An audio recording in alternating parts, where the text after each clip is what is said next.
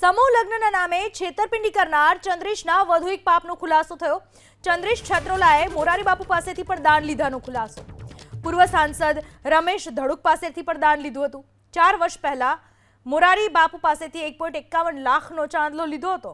અનેક યોજના હેઠળ લોકો પાસેથી રૂપિયા ખંખેરવાનું કામ કરતા ચંદ્રેશભાઈ અનેક કલાકારોને પણ વાતોમાં ફસાવ્યાની ચર્ચા। દુબઈ ટૂરના નામે પણ રૂપિયા ઉઘરાવતો અને બાદમાં ટૂર કાઢતો નહોતો। ચંદ્રેશ નામનો આ શખ્સ જેણે છેતરપિંડીમાં તો કોઈને બાકી નથી રાખ્યા। સમૂહ લગ્નના નામે છેતરપિંડી જે મોટી કરવામાં આવી ત્યારબાદ આ સમગ્ર પાપનો ભાંડો ફૂટ્યો છે। ચંદ્રેશ છત્રોલાએ મોરારી બાપુ, પૂર્વ સાંસદ રમેશ ધડુક, આ સાથે બીજા અનેક કલાકારો બધા પાસેથી રૂપિયા ખંખેરવામાં કંઈ જ બાકી નથી રાખ્યું। ટૂરના નામે પણ આ ભાઈ રૂપિયા ઉઘરાવતા અને પછી ટૂર તો કરતા નહીં, છેતરપિંડી એ એમનો ધંધો જાણે હતો।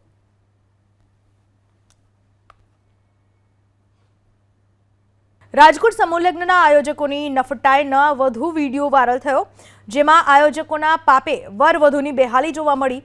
વર કન્યા એક્ટિવા ઉપર પરત ફરતા વિડીયોમાં નજરે પડ્યા હતા। સાથે જ અન્ય એક વિડીયોમાં વર કન્યા ઓટલા ઉપર બેસીને રાહ જોતા જોવા મળ્યા। વર કન્યા અહીંયા પહોંચ્યા હતા સમૂહ લગ્નના ફેરા ફરવા માટે પહોંચ્યા હતા, પરંતુ સપના તો રોડાઈ ગયા કારણ કે આયોજકો ફરાર થઈ ચૂક્યા હતા।